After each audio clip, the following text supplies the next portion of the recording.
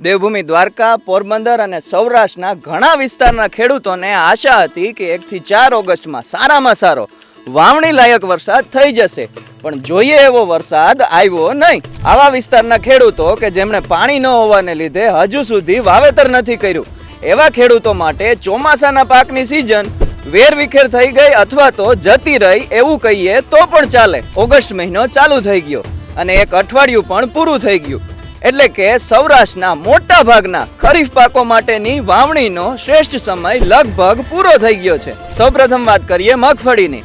સૌરાષ્ટ્રનો સૌથી મોટો ખરીફ પાક, તેની શ્રેષ્ઠ વાવણીનો સમય સામાન્ય રીતે 15 જૂનથી 31 જુલાઈ સુધી માનવામાં આવે છે.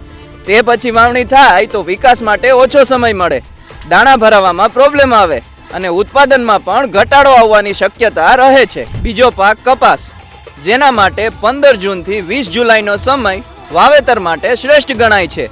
મોડા વાવેતરથી છોડનો વિકાસ ધીમો રહે, જીવાતનું જોર વધે અને પાક બહુ જ મોડો તૈયાર થાય છે. આ બંને ખરીફ પાકનું સૌરાષ્ટ્રમાં સૌથી વધુ વાવેતર થાય છે, જેની વાવણી માટેનો સમય લગભગ પૂરો થઈ ગયો છે.